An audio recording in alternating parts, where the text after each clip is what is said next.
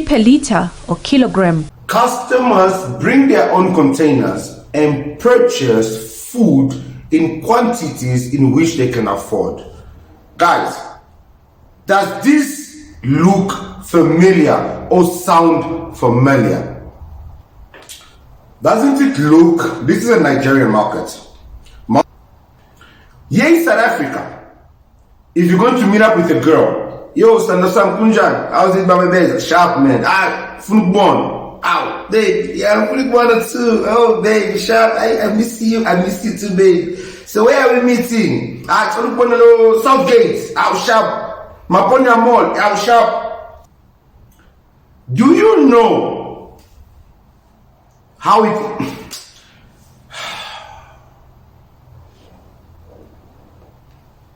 Top 10 biggest markets in Nigeria. At number 10 is Alaba International Market. It is an electronics and appliance market in Lagos State, Nigeria. And it also serves as the main distribution center for Nollywood films. So that's very interesting. At number 9... Hold on, maybe you guys are confused a bit. Have you guys seen a mall so far? Guys, we don't have mall... Escalators, I know, mind blowing, huh? Their prices are low. They've basically modernized. You see, guys, when they started bringing Nigerians food in the country and they started making threats that we should not disrespect foreigners or talk about foreigners or incite whatever about foreigners, I knew something's up. Now they are modernizing their poverty. Guys, you know when I know things are gonna start getting bad, nah? When you go to the ATM and you withdraw money, they start to look like this. With foreigners, guys. South Africa is becoming so soft with foreigners, nah? That now, you know, when I saw this video, I couldn't believe it. I thought like, no man, somebody's making this up until I pressed play.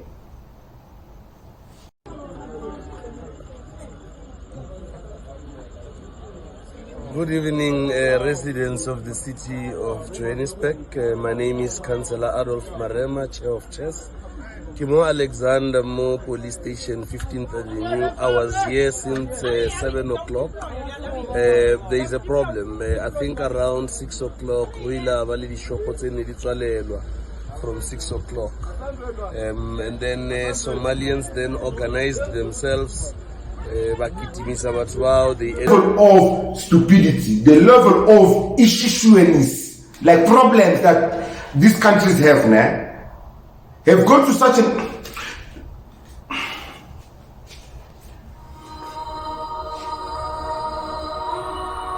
Yo, what's happening, guys? It's your boy Uncle P with another episode of Uncle P's podcast, guys. I hope you guys are nice and warm. You know, every time I come to this channel and I'm ready to record a new episode, I always ask myself, are people listening? Are they listening? Because if they're not listening, there are certain things that I think I need to start showing you guys in order for you guys to realize that the road that we are going down is not a good road.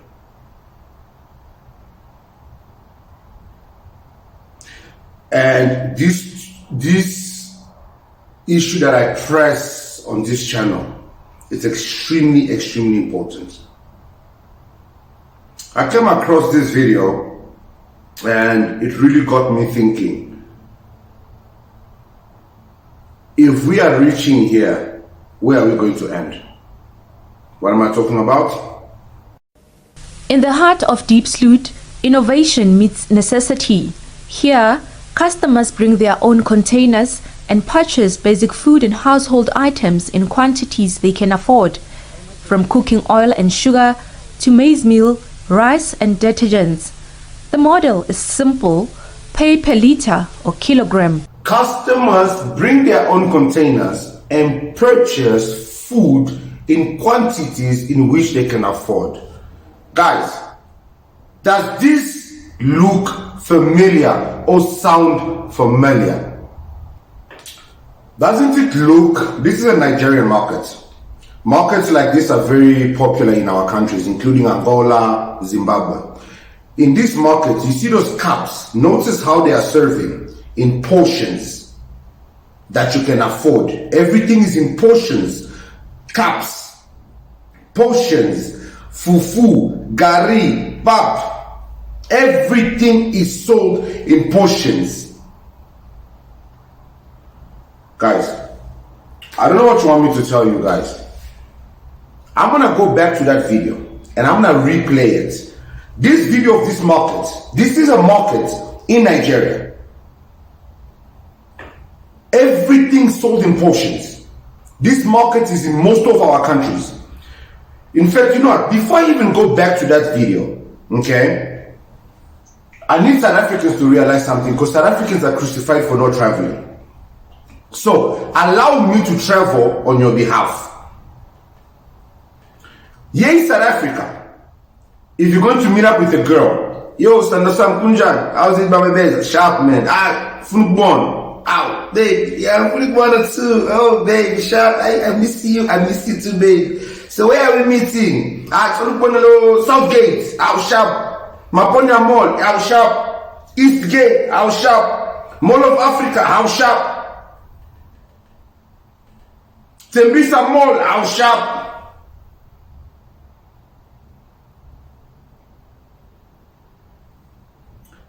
Do you know how it...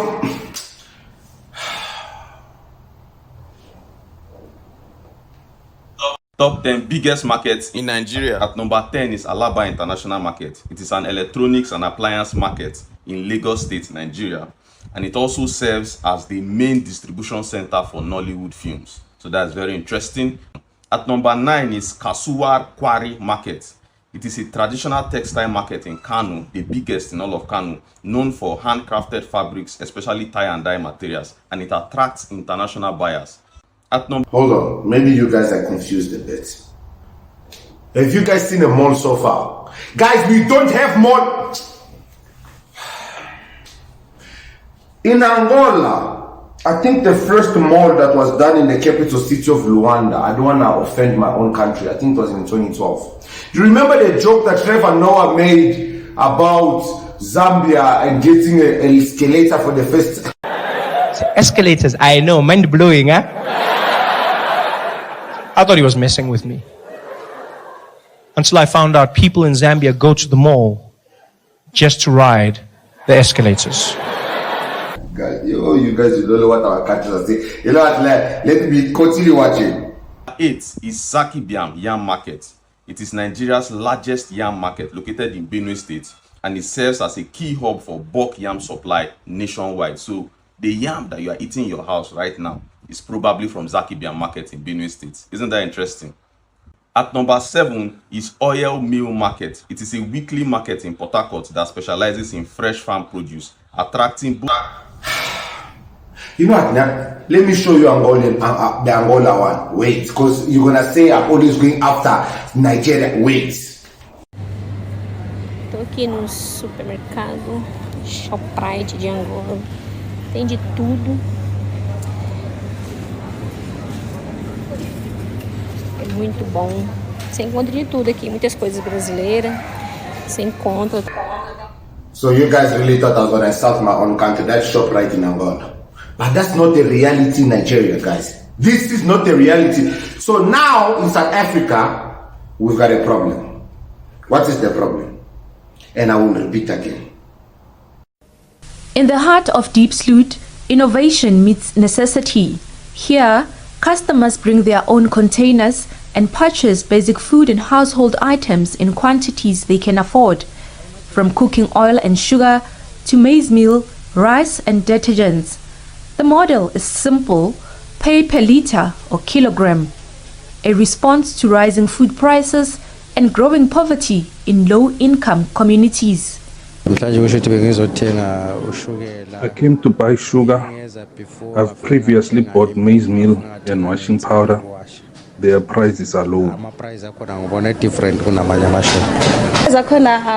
They've basically modernized. You see, guys, when they started bringing Nigerians food in the country and they started making threats that we should not disrespect foreigners or talk about foreigners or incite whatever about foreigners, I knew something is up. Now they are modernizing their poverty.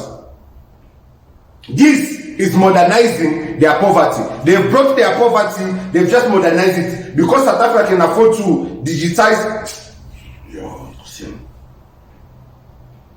Guys, you know when I know things are gonna start getting bad, nah? When you go to the ATM and you withdraw money, they start to look like this.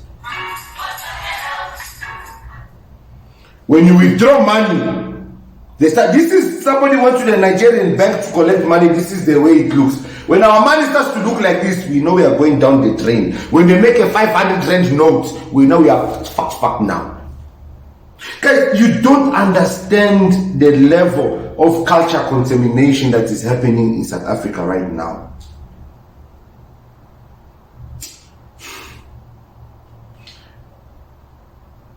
You know, and you know what's so upsetting about this?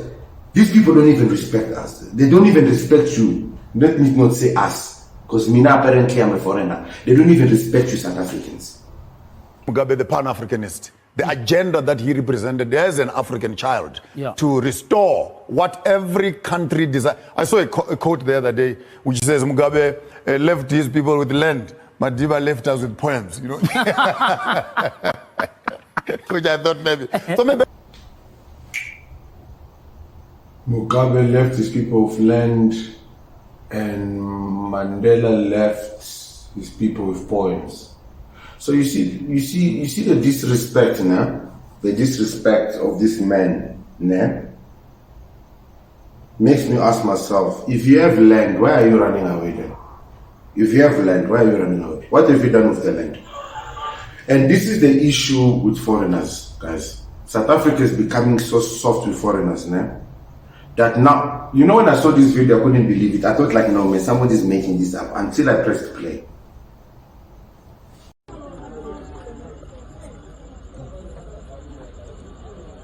Good evening, residents of the city of Johannesburg. My name is Councillor Adolf Marema, Chair of Chess. Kimo Alexander Mo Police Station, 15th Avenue. I was here since 7 o'clock. There is a problem. I think around 6 o'clock, from 6 o'clock. And then Somalians then organized themselves. They ended up even coming these Somalians, apparently they are heavily armed. When I arrived here, I saw a parking lot, Yamo police station, in field of Somalians. And there were a group of people from Extension 7. One was arrested, firstly kidnapped by the very Somalians, warehouse yabona.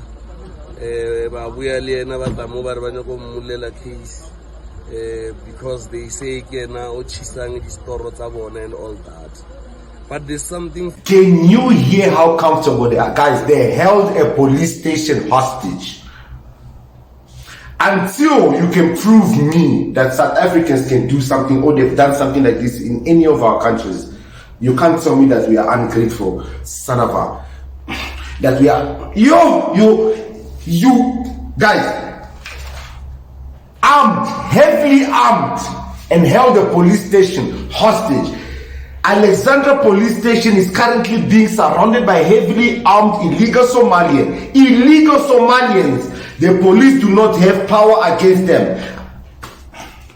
Alexandra Colonel Adolf Marema has confirmed that South African man has been kidnapped by illegal Somalian foreigners. It's unknown if he is still alive. Guys, is this a joke? What else needs to happen before we realize that foreigners are the ones who are in control? Oh no, I think I know what South Africa wants. Okay. You know what South Africa wants? South Africa wants to start having big heads like foreigners, big noses. Guys, the level of poverty, the level of stupidity, the level of issues, like problems that these countries have now, have gone to such an...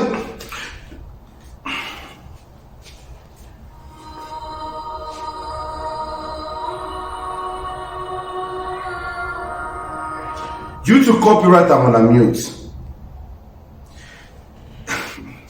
Oh gosh.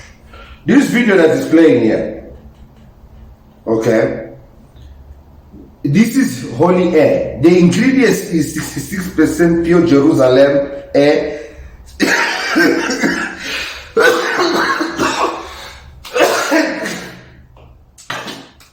18% betel air mixed with 2% desert air. 70% Nazareth air mixed with 3% Galilee air. Nigerian pastors. Directions of consumption has started selling air in a can, suggesting doses take 2 large sniffs a day. All ingredients are homogenized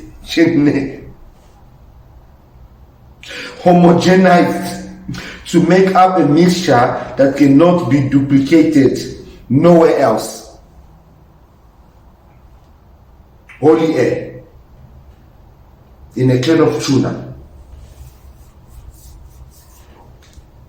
Maybe this is what needs to happen to South Africa. We need to start buying air in a can of tuna. And then we're going to realize that we've really now been contaminated. Hi, me now guys. I'm your boy Uncle P. I shall show you guys in the next time. Chapunja.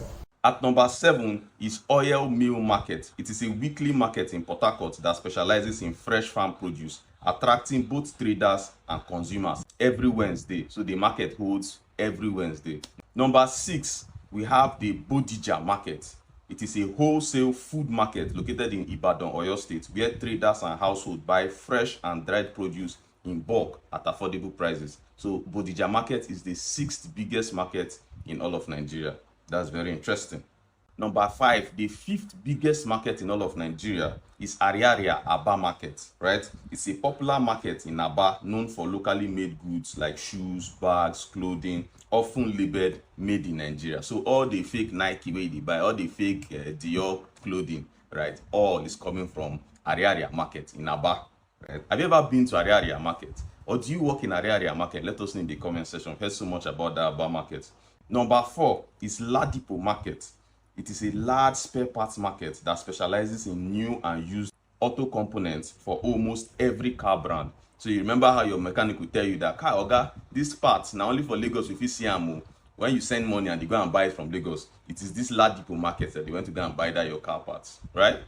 At number 3, the 3rd largest market in all of Nigeria is Balogun Market. It is a major fashion and textile market known for its variety of fabrics such as lace, Ankara, and other materials used by tailors and designers. So when it comes to fabrics in Nigeria, this is the market. Number 2, the 2nd largest market in all of Nigeria is Computer Village in Ikeja, Lagos. It is Nigeria's largest technology market where you can find electronics, gadgets, accessories, and software for both personal and business use.